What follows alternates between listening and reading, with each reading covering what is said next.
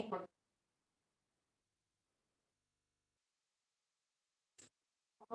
Intentional. Are you here for the CDBG meeting? Hi, this is a community development block Yes. meeting. Good. It's fun. Hi. This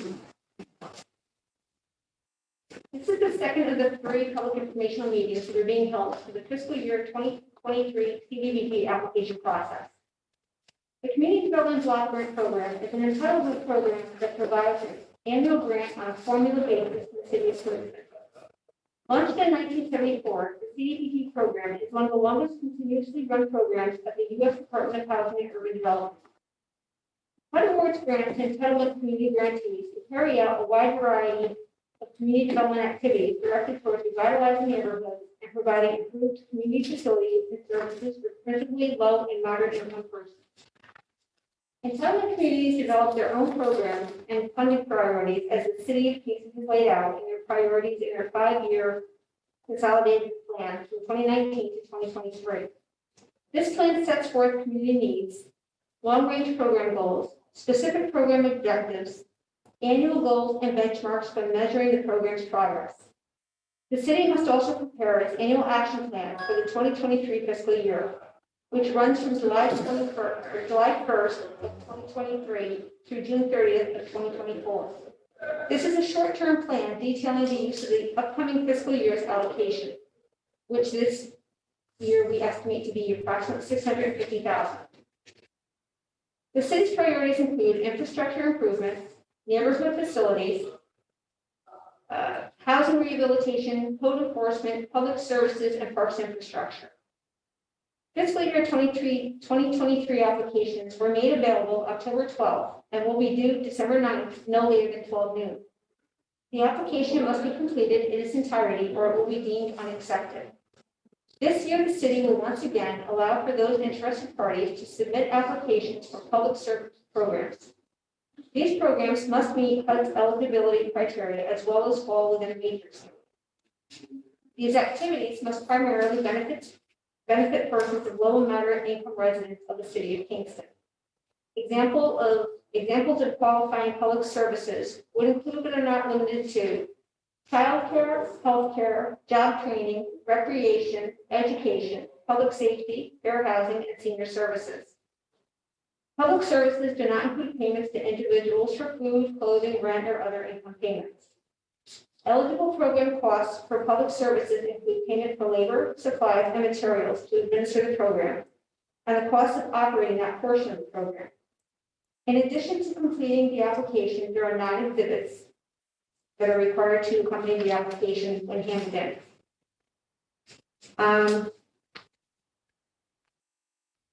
As part of the application, there is a question form related to the previous CDBG funding and a question form regarding federal eligibility and consolidated plan priorities.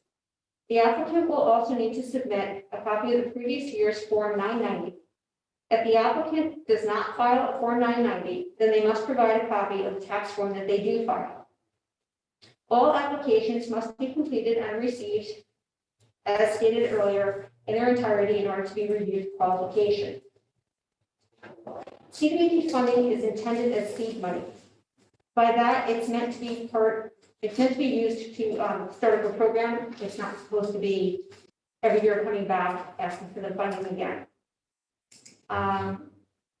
If you're applying for a program that has been funded in the past, the application must be the applicant must significantly expand on the program. Let's see. Once the city has determined which activities will be funded, we will then write the annual action plan and make it available for a 30-day public comment period prior to submitting it to HUD for their review and approval. Upon approval by HUD, the city will enter into contract with HUD and request the funding for the new program year. Absolutely no monies may be spent on these activities prior to the city and HUD entering into a contract. If money is spent prior to this, you will not be reimbursed. Our fiscal year is July 1st and runs through June 30th. But there have been times when the federal government has not authorized the U.S. Treasury to release the CDBG funding, so there have been delays. It's not usually significant delays, but it's sometimes a month or two. This is a reimbursable program, so as stated in the application, it's imperative the applicant have cash flow to run their programming activity until they are able to be reimbursed. If you need to borrow money in order to run your program, then you should reconsider applying. So can I interrupt for a second? So then the fiscal year starts July 1st, so we could spend money on the program as of July 1st if we're awarded it, even if the money isn't available at that time? You should not spend until you get to until you enter an agreement with the city. Right, but if we enter into an agreement with the city prior to July 1st, but the money doesn't come through. That, I promise that that won't happen because we don't know when our funding is actually going to get to us. So you're not going to get into a contract with us until we get into it with HUD. I got you. Okay. All applicants, as part of your application, are to supply us with additional information regarding all of your funding sources. In addition to that, our office is available for technical assistance and guidance on what qualifies and what does not. If your activity is chosen to be funded, you will enter into an agreement with the city after the city has contracted with HUD. At that time, you will be walked through the process and explained to what will be needed as far as the documentation in order to submit for reimbursement. Should at any time during the program year you find that your programming is or has changed, you must contact our office immediately to be sure that you still qualify. You will need to make a request for changes in writing, and it is not a given that such changes will qualify, so it is also not a given that you will be reimbursed for the expenditures. Sometimes the budgets change or need modification, so this too needs to be brought to our attention so we can help in order to make the reimbursement process smoother.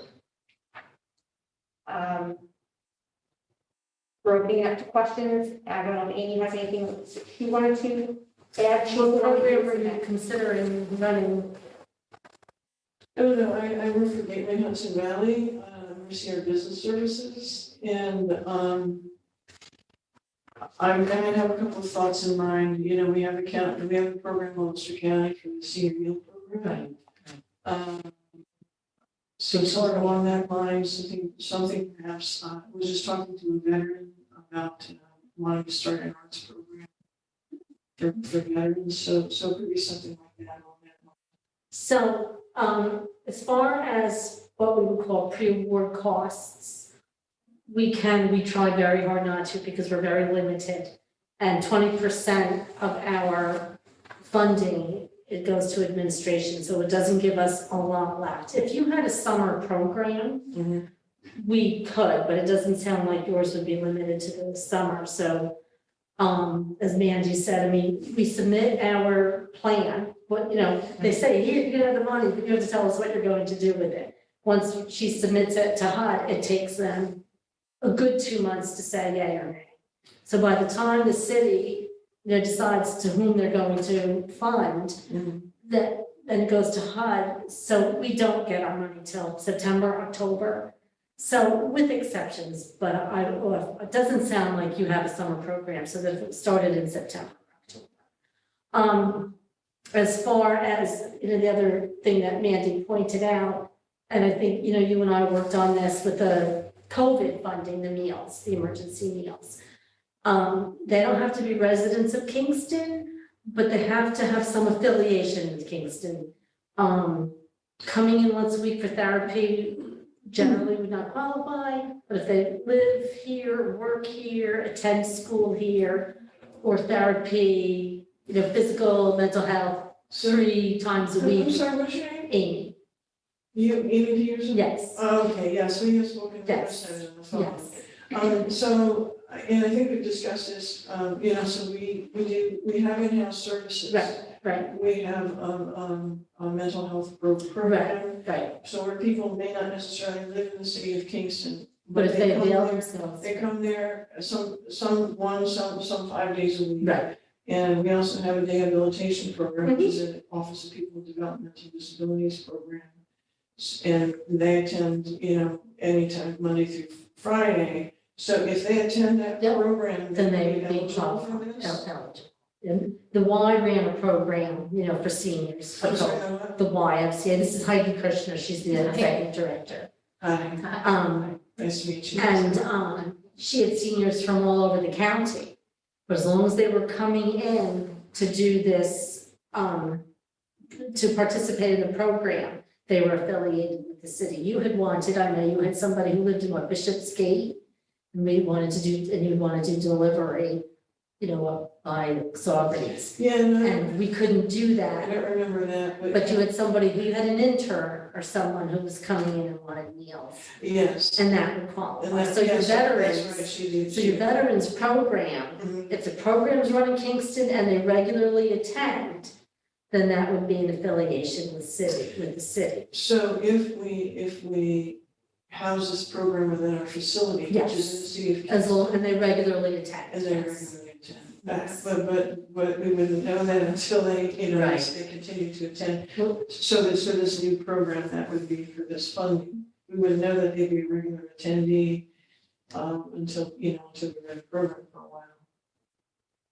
You should also explain what we're looking for as far as information when it comes to reimbursement, Right, because we need to make sure that the people are eligible, right, not just the program. right. LMI, low to moderate income. So you would need to get some information from the participants. Right, I remember having to do that. Remember that? Yes, I yes. had it designed up, designed it for you too. It takes a really long time. Those little tiny boxes. And the reason she does that is because we're required to report all of that information Yeah. to HUD. So we have to tell them, where people live, Right, because they should be predominantly affiliated to city. right, If they're LMI,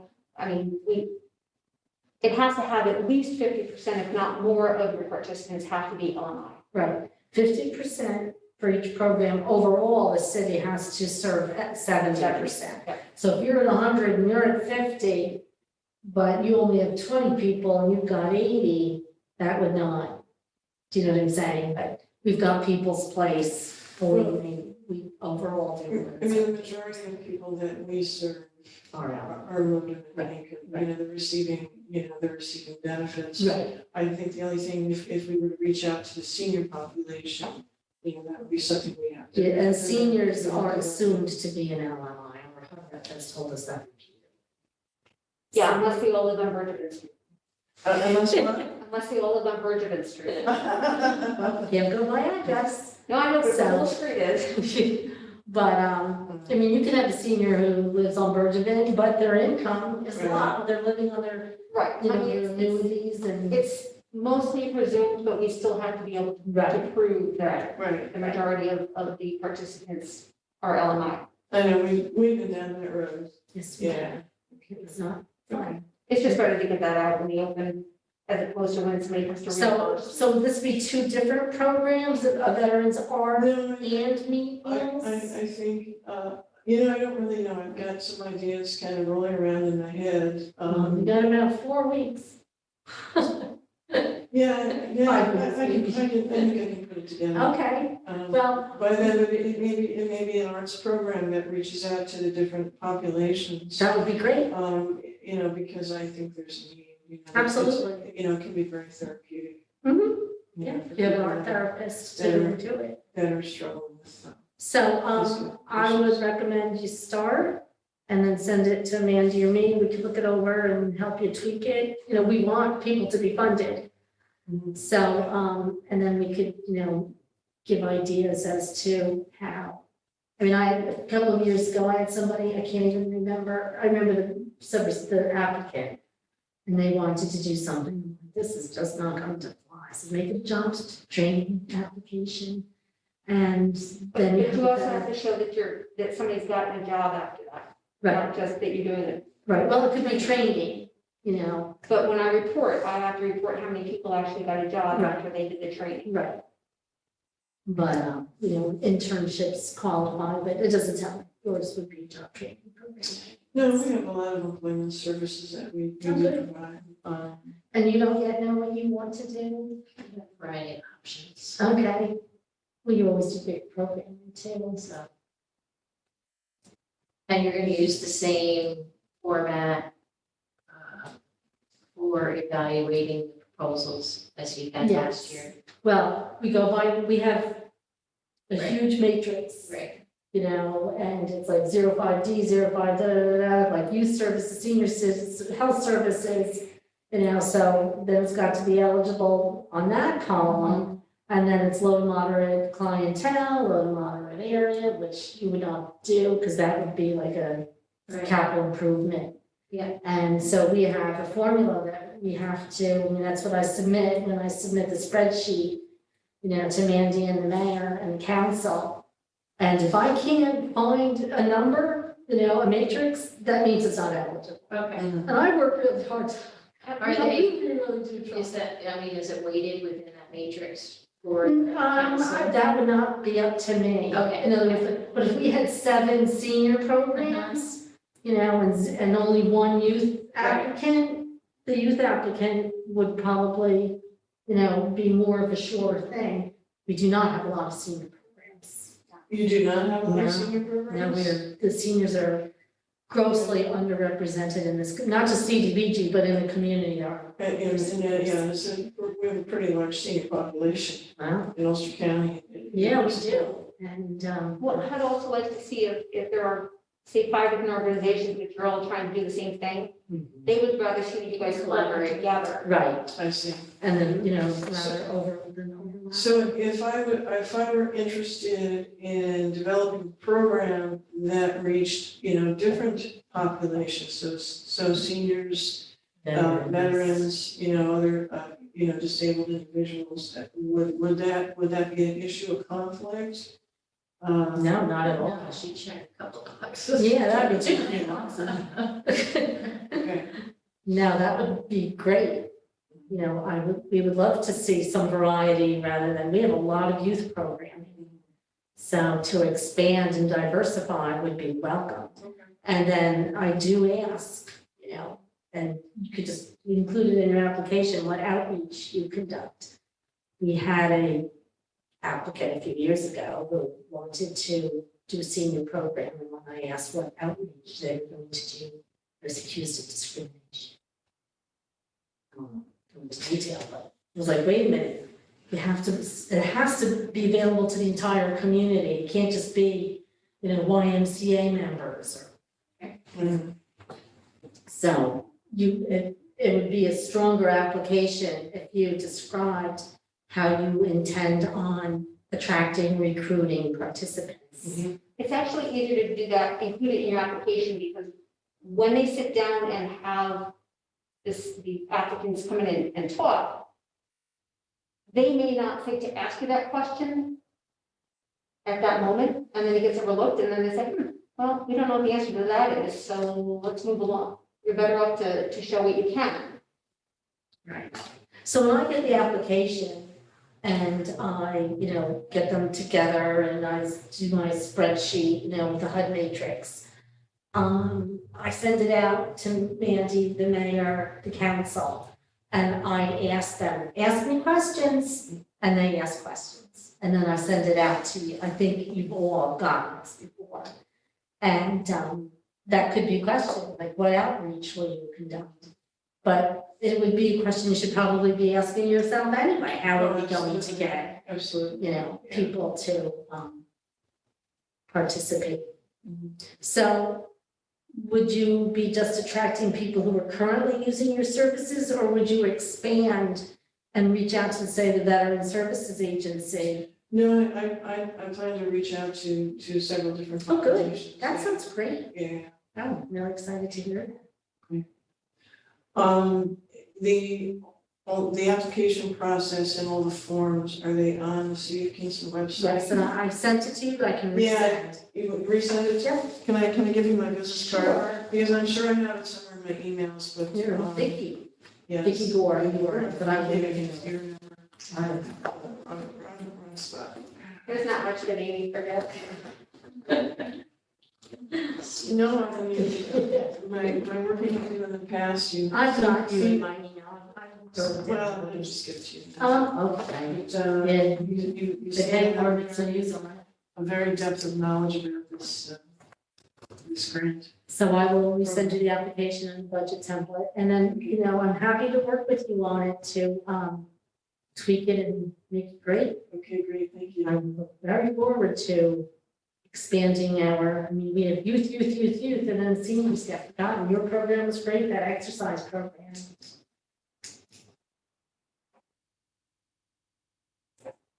So in the application, I don't know if Mandy touched on it, you get the applications, they go to the council and the mayor, takes them a couple of months.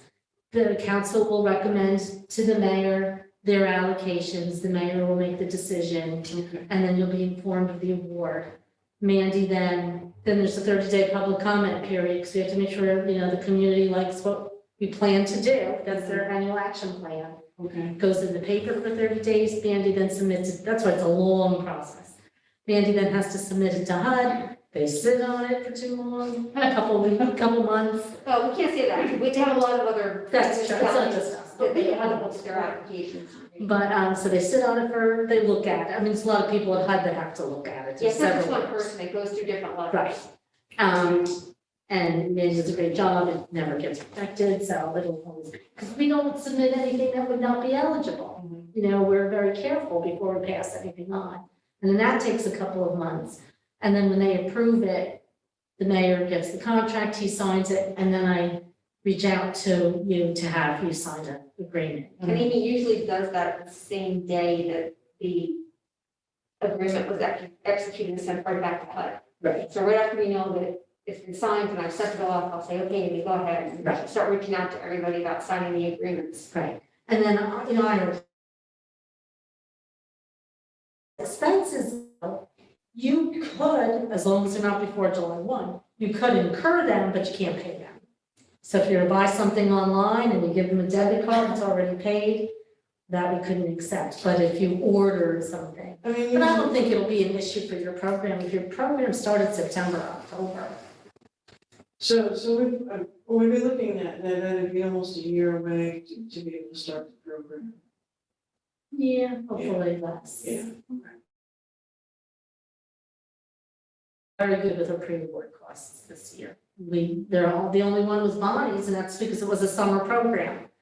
You can't do a summer program in September through June. So if nothing runs in the summer, then there would be no other option.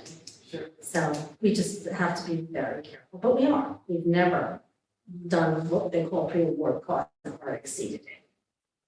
So, if it was, as I said, if it was an emergency type thing, but, by the time you get your notification April, May, and you get it staffed and decided, because you're not going to know until April or May that you got the award. So that takes time for you to get it up and, running, depending upon what your budget is. I remember, as Manuel said, it's a reimbursement. So you need to carry the costs until you reimburse. She doesn't waste any time. You send that information, you send me your reimbursement, and you've done this, send me your reimbursement. Yes, yeah. Her turnaround time is amazing. As long as the mayor and the comptroller. So it would not take long for reimbursement, but I don't think that's an issue for either one of you to carry that day. Right, yeah. You have any questions? You've done this like a bazillion times. No, it's good to get a refresher course. So. Anything else? Do you have anything? Oh, I know. I'm really excited, Vicki. Okay. And, as Mandy said, like if say we got 3 applicants and we all wanted to do the same thing, we could, say, have you reached out to, Sure. because you may not know that CCE or People's Place or the Y is doing something, and then, to collaborate would be great rather than, doubling and redoubling efforts. Sure. So that we would discourage, and so then you might not get any funding because we said somebody's already doing this. We haven't heard that one before, so it'd be great. Okay. Then we can go over to the wine and work out after they get more delicious.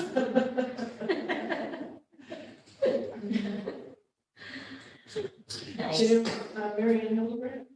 Yeah. Yeah, figured as well. She used to be on the board. She, Probably years ago, okay.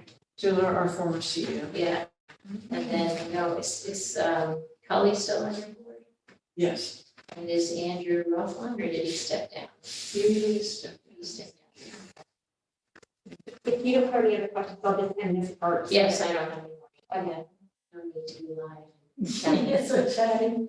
I just need to figure out how to turn this off. Oh, no. Yeah.